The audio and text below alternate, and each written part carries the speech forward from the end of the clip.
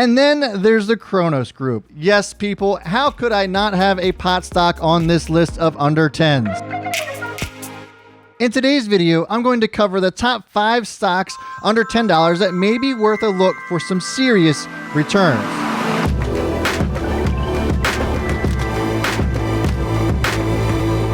What's up, everybody? I'm Brad, and welcome to Own the Chaos. The stock market is crazy and chaotic, and I've made it my mission to help you own it, make some money, and make a positive impact on your life. Now, just to be clear, stocks that are priced this low are down here for a reason. So keep in mind that stocks that are priced below $10 per share or even below $5 per share, which are also on this list, come with inherent risk. They can be highly volatile at times and are highly speculative in nature. Having said that, I do think the stocks in this list have the most potential to be trading above $10 a share relatively soon. I would love to hear your thoughts on these as well, so be sure to leave a comment down below if you like these or if you think there's ones that I missed. The first stock that is currently trading under $10 a share is Zynga. Ticker symbol ZNGA is currently trading as of this recording at $8.07 a share and has been grabbing a lot of attention as of late.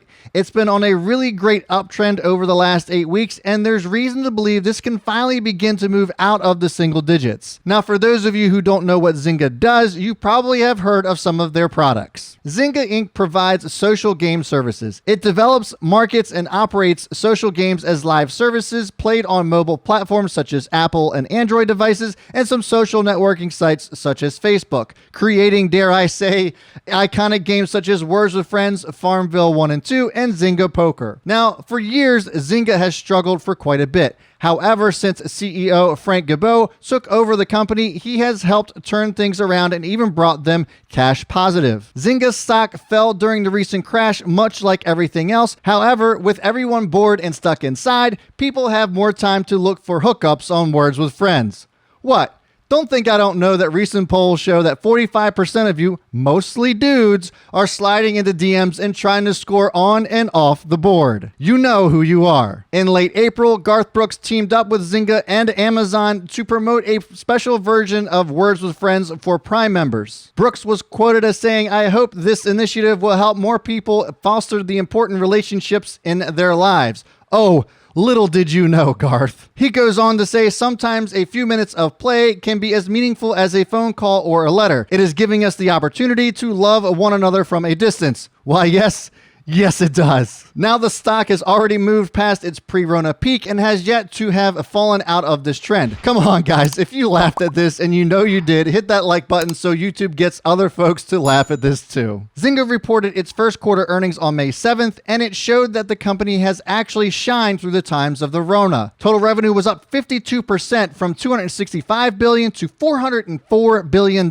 This revenue growth was mostly attributed by the company's fast-growing online gaming segment, which grew 72% from $200 billion to $344 billion. Zynga has cash and short-term investments worth $1.26 billion on its balance sheet, which leaves it well positioned to make acquisitions to continue to drive growth in the future. However, like many companies on this list, Zynga struggles with weak margins. I mean, that is an insane amount of revenue, but profit margin still remains quite low, which means that Frank needs to really focus on increasing those margins. It's also worth noting that Zynga raised its full year 2020 revenue bookings guidance, and for all of these reasons, I don't think it will take much to finally see this up over the $10 mark. The next stock under $10 that I don't think will be under $10 much longer is Glu Mobile. Now, let me preface this by saying I'm aware of its run up today. As I began recording this, ticker symbol GLUU gapped up and continued to run overnight from around $8.70, and as of this recording sits around $6.95. It figures, right?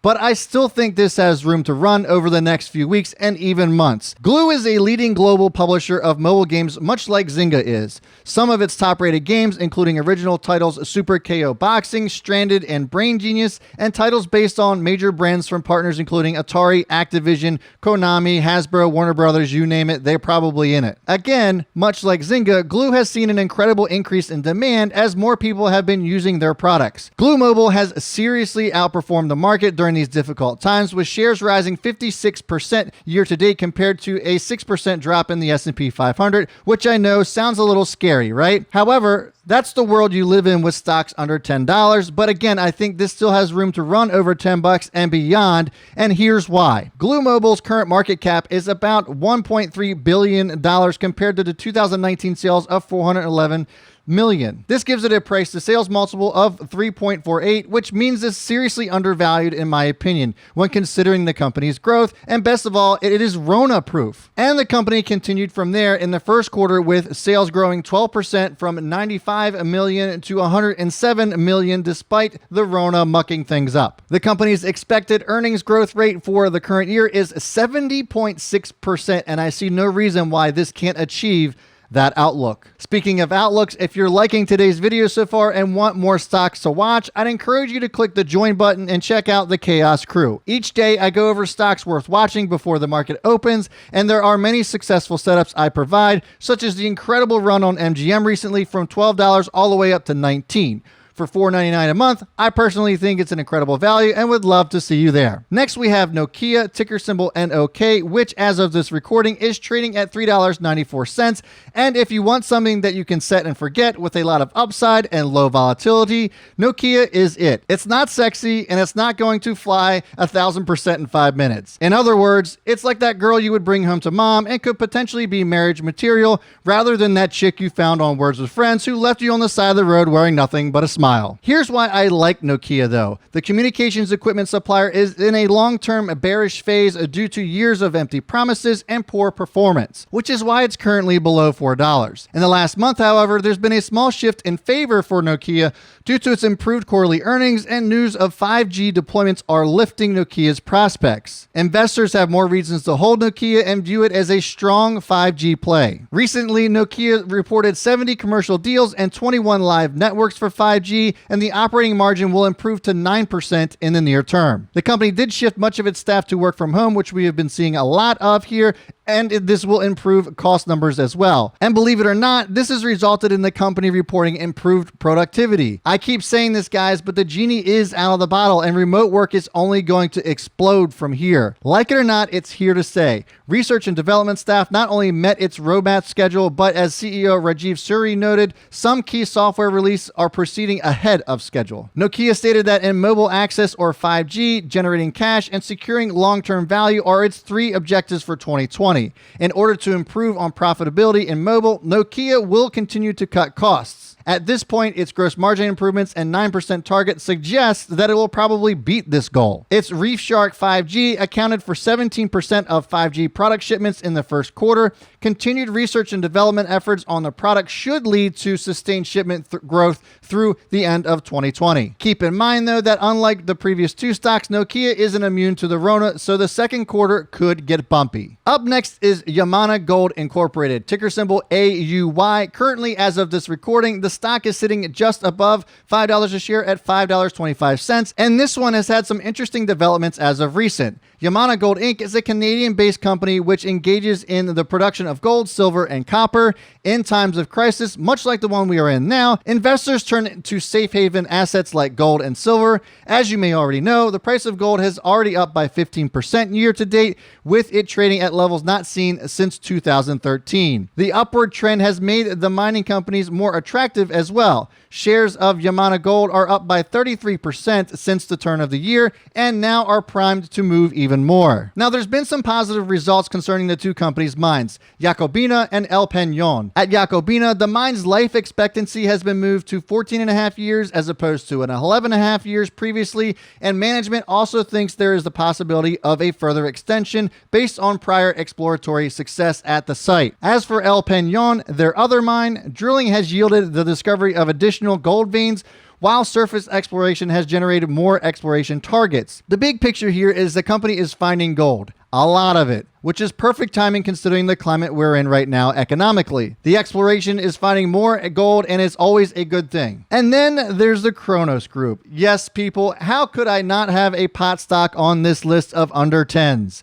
Ticker symbol CRON is currently trading at $6.30 as of this recording. The biggest conviction for me for buying Cronos stock is the company's close relationship with tobacco conglomerate Altria, which is also publicly traded. Early last year, Altria invested $1.8 billion in Cronos, gaining a 45% stake in the cannabis company. This partnership has given a stronger financial position than most of its rivals in Canada, second to only Canopy Growth, and the company has cash equivalents, and short-term investments totaling more than $1.3 billion at the end of March, which in my opinion is always significant when looking at stocks at this level. Really any level, but especially here. The money provided by Altria allowed Cronos to acquire Redwood Cannabis Dispensary in September of last year. This acquisition gave them a stronghold in the US. Cronos should have great growth opportunities not only in Canada but in international markets as well, especially when it finally gets legalized in America, which I firmly believe happens sooner rather than later. Its launch of cannabis vaporizers in the Canadian Cannabis 2.0 market has been successful so far, despite issues that could have been caused